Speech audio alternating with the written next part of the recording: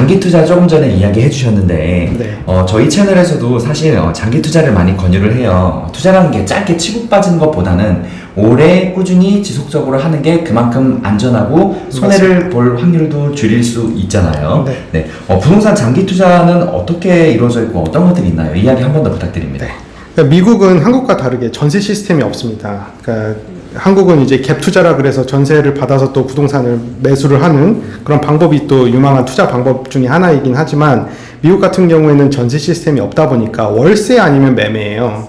그래서 대부분의 사람들이 매매를 하거나 월세로 사는데 사실 지금 같은 시기에는 이제 매매하기가 굉장히 어려운 시기인 거 맞습니다. 금리가 많이 올랐기 때문에.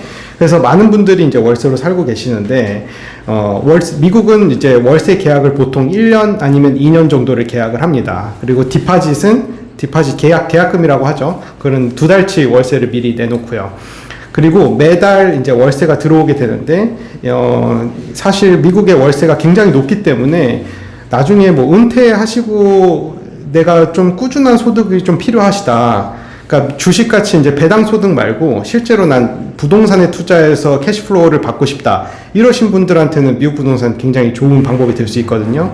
그러니까 대략적으로 뭐 지금 애틀란타가 있는 조지아주 기준으로 설명을 드리면 한 5억짜리 그 싱글 패밀리 하우스 투자하셨을 때 월세로 하나로 환산했을 때 한 300만 원 정도 이렇게 받으실 수가 있으세요. 그래서 저희 고객분들 중에서도 대부분 이제 그런 조지아 쪽에다가 집을 매수를 하신다든지 아니면 뭐 LA 쪽에 멀티 유닛이라는 또 집이 있습니다. 이게 뭐냐면 집은 한 개인데 여러 가구가 들어와서 살 수 있는 거예요. 그러면 이제 또 집 하나를 사서 캐시플로우를 많이 얻을 수 있는 그런 투자 방법이거든요. 그래서 그런 집들을 사셔가지고 월 캐시플로우를 따박따박 받으시는 분들 굉장히 좋아하시죠.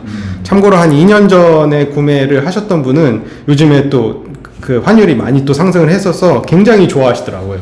네. 그래서 어쨌든, 그러니까 미국 부동산은 전세가 없기 때문에 월세로 내가 월 캐시플로우를 꾸준하게 얻을 수 있는 좋은 투자 방법이 있다. 네. 그렇게 설명할 수 있을 것 같습니다. 네. 방금 그 멀티 플랫폼? 멀티 유닛. 네네. 네. 그 얘기 해주셨는데. 네. 그 미국은 그런 경우 있죠. 대부분 다 전원주택이니까. 네네. 땅 하나를 크게 매입을 해서 네네. 이제 전원주택 뭐 3개, 4개 이런 식으로 짓는 거 그거 말씀이시죠? 네. 그 컨셉이 되게 비슷해요. 네네. 랏이라 그래서 이제 큰 땅에다가 집을 올리고 그 집에 대문이 4개가 있는 거죠. 그렇죠. 네네. 네 가구. 네 가구가 들어가는 거죠. 그런 스타일이 되게 많이 한다고 그러더라고요. 네네. 네. 다음 질문 또 해보겠습니다. 사실 부동산 투자가 쉽게 접근하기 어려운 첫 번째 이유가 바로 소량 투자, 적은 금액으로 투자하기가 어렵다는 건데. 네네. 왜냐면 주식은요, 예를 들어서 한국의 주식 ETF는 단돈 10,000원만 있어도 한 주 살 수 있습니다. 맞습니다. 부동산은 그렇게 할 수는 없어요. 네네. 기본이 최소한 억대로 들어가게 네네. 되는데. 네네네. 미국 부동산도 혹시 소량 투자가 가능한 게 있는지, 물론 대출이 필요하겠죠. 같이 뭐 대출을 통해서라도 있는지 한번 정보 한번 부탁드립니다. 아무래도 집이기 때문에 말씀하신 것처럼 완전 소량으로 하기는 좀 어렵고요. 그러니까 솔직하게 말씀드리면 최소 한 10만 불은 필요합니다. 처음 진입을 하기 위해서. 지금 말씀드리는 거 이제 한국인 기준으로, 그러니까 한국에 계신 한국인 분들이 미국 부동산을 투자를 할 때 기준으로 말씀을 드리면 대출이 론투밸류가 한 70% 정도, 그러니까 70% 정도 대출은 나온다고 보셔야 돼요. 그래서 30%는 내가 손에 들고 있어야 되는데 실제로 월세가 잘 나오는 구간, 그러니까 내가 투자금 대비해서 월세가 잘 나오는 구간이 한 35만 불에서 한 50만 불 정도라고 봤을 때 그 중에 30%면은 한 10만 불에서 15만 불 정도 되거든요. 그래서 그 정도 돈은 있어야지만, 처음 자본금은 있어야지만 미국 부동산 진입을 하실 수가 있다. 근데 10만 불이 사실은 아직 뭐 사회초년생 분들이 모으기에는 좀 큰 돈일 수도 있지만, 뭐 40대, 50대 정도 넘어가시는 분들은 지금 현재 저희 고객분들 대부분 어떻게 하고 계시냐면 한국에 있는 집에다가 전세금을 받으신 걸로 또 투자하고 계시는 분들도 계세요. 그래서 그런 방법도 충분히 가능하니까 내가 전세금 받은 걸로도 투자할 수 있고, 그래서 그런 식으로 추천 많이 드리고 있습니다. 네, 사실 부동산 같은 경우는 투자하려면 당연히 대출을 껴서 하는 게 당연하잖아요. 네. 대출 없이 현금으로만 부동산 사고 파는 사람 거의 없죠. 그렇습니다. 네네. 이 대출 미국 같은 경우는 한국에 비해서 그나마 대출이 좀 편한 걸로 알고 있어요. 네. 예를 들어서 아까 70% 얘기해 주셨는데 네네. 외국인들한테도 이런 게 가능하다고 네네. 하더라고요. 한국 같은 경우는 우리가 그 대출을 뭐 한 50% 정도 받으려면 직업 뭐 한 달에 월 몇백씩 벌는 굉장히 까다롭거든요. 네네네. 미국은 그런 게 좀 덜 하다고 하는데 어떻게 돼 있나요? 미국 같은 경우는 집을 담보로 대출이 나오는 거기 때문에 내가 몇 채를 갖고 있어도 상관없이 대출은 잘 나옵니다. 다만 중요하게 볼 거는 이제 debt to income ratio거든요. 그러니까 내 소득 대비해서 내가 이자를 얼만큼 내고 있냐, 이것만 잘 신경을 쓴다면은 계속해서 대출은 받을 수가 있어요. 내가 뭐 두 채를 갖고 있던 세 채를 갖고 있던 대출이 잘 나오는 편인 거고요. 미국 같은 경우는 아까 뭐 그 전액 현금으로 사시는 분들 없다고 또 하셨는데, 사실 요즘에는 금리가 또 굉장히 높아요. 외국인 기준으로는 제가 최근에 조회를 해보니까 한 7.5에서 8% 정도 이자율이 나오더라고요. 근데 7.5에서 8% 이자율 내가 안고도 들어가신 분들 계세요. 그런 분들은 이제 이민을 생각하고 계시는 분들, 내가 어쩔 수 없이 무조건 가셔야 되는 분들은 그렇게 하시는데, 그렇지 않은 분들은 지금 올캐시로 뭐 예를 들어 사셨다가 나중에 금리가 떨어졌을 때 이거를 담보로 거기서 돈을 뺄 수가 있습니다. 그래서 100만 불짜리를 뭐 집을 샀다 그러면 나중에 금리가 떨어졌을 때 내가 한 70만 불은 뺄 수가 있는 거죠. 그래서 그걸로 재투자를 하시고, 그런 방법도 가능하고요. 근데 아까 말씀하신 것처럼 내가 30만 불만 넣어놓고 70만 불은 대출 받아서 페이하는 것도 가능합니다. 외국인들도 문제없이 다 가능하고요. 오히려 재밌는 부분은 이런 부분이에요. 그러니까 미국에는 이제 거주할 수 있는 그 비자라고 하죠. 비자는 아니에요. 그러니까 비이민 비자인데 이제 영주권이라고도 합니다. 영주권이 있고 시민권이 있는데, 미국 넘어가실 때 보통 영주권 취득을 많이 하세요. 그러니까 미국에 살 수 있는 권리를 주는 게 영주권인데, 그 영주권을 받으면 오히려 대출이 어렵습니다. 오히려 한국에 있는 분들이 대출 더 잘 받을 수가 있어요. 외국인 기준으로는 외국인에게 나오는 대출 프로그램들이 있는데, 영주권을 딱 받으시면 영주권자는 거의 내국인으로 보기 때문에 내국인은 대출을 볼 때 신용도를 본단 말이죠. 근데 내가 방금 영주권을 취득했어요. 취득한 지 얼마 안 됐는데 미국에서 무슨 신용카드 쓴 기록도 없고 신용도가 없는 거죠. 그래서 그런 분들은 오히려 대출이 안 나오는 그런 말도 안 되는 이상한 상황이죠. 진짜 영주권 받은 사람이 더 안 나오니까. 네, 그래서 오히려 외국인일 때 사실 대출을 받는 게 훨씬 더 유리하다. 네.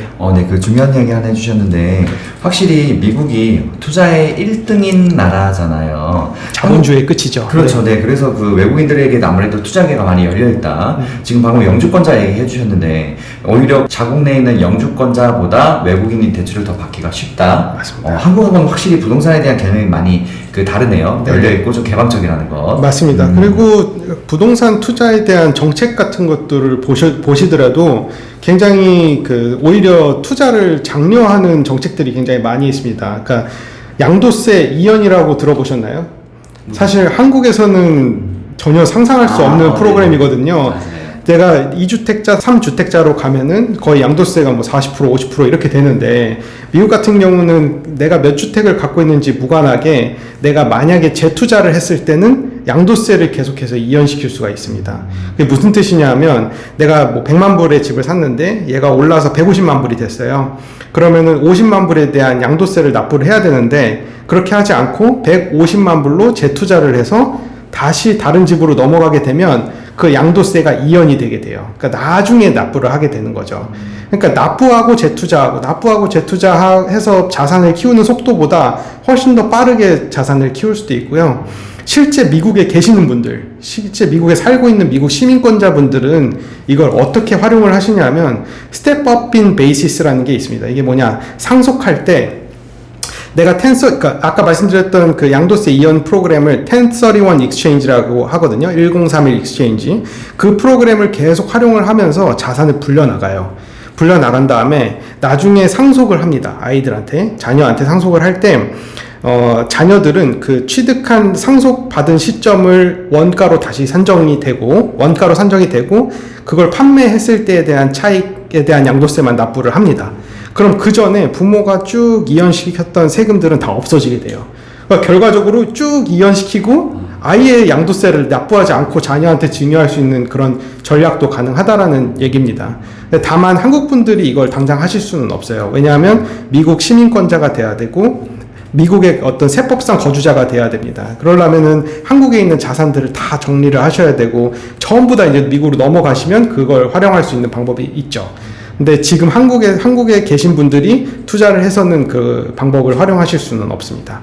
근데 텐서리원은 가능해요. 텐서리원은 내가 사실 이제 조금 좀 이렇게 뭐 전문적으로 들어간다기보다는 이제 실제 미국 부동산을 어떻게 살 거냐. 개인으로 살 수도 있고 법인으로 살 수도 있거든요. 근데 개인으로 산다는 거는 해외 부동산 취득 신고를 하고 돈이 나가는 거고요. 어쨌든 미국에 있는 집을 사는 거니까 미국으로 돈이 나가는 거잖아요. 그래서 개인으로 샀을 때는 해외 부동산 취득 신고, 법인으로 샀을 때는 해외 부동산 해외 직접 투자 신고. 네, 그래서 그 두 가지로 나가게 되는데요. 해외 부동산 취득 신고를 하고 나가게 되면 나중에 이 부동산을 매각하고 그 돈을 무조건 한국으로 갖고 오셔야 돼요. 개인으로 사셨을 때는. 그리고 개인으로 사셨을 때는 그 부동산에서 발생하는 소득도 매번 한국으로 다 갖고 오셔서 한국의 종합소득세하고 합산돼서 보고를 하셔야 됩니다. 근데 법인으로 하셨을 때는요, 미국에 집을 사려고 돈을 보내는 건 맞지만 내가 미국에서 임대사업을 하겠다. 그렇기 때문에 해외 직접 투자 신고를 하고 나가게 되거든요. 그러면 나는 그 미국에 있는 법인에 자본금을 보내게 됩니다. 그래서 미국으로 보내진 그 자본금으로 임대 사업을 하게 되고 내가 그걸로 부동산을 샀다가 나중에 매각을 했을 때도 한국에 가져올 필요는 없어요. 거기서 계속 굴리면서 텐서리원을 하실 수 있다는 얘기죠. 그리고 거기서 임대소득이 발생을 했을 때도 미국 법인에다가 유보시키면서 한국의 종합소득세를 합산돼서 보고를 하지 않게 할 수 있는 방법이 있는 거죠. 네. 물론 연간 사업 실적 보고라 그래서 매년 내가 미국에서 어떻게 사업을 하고 있는지에 대해서 보고를 할 필요는 있습니다. 한국에다가. 다만 그 수익을 한국으로 환수할 필요는 없다는 거죠. 그래서 미국 부동산을 접근하실 때 굉장히 그 처음에 어떤 방법으로 내가 부동산을 취득을 할 거냐 이걸 정하시는 게 사실 어떤 부동산을 살 거냐보다도 더 중요합니다. 어떤 방법으로 살 거냐를 정하시는 게, 그래서 항상 그 전문가하고 상담하셔가지고 진행하시는 게 중요합니다.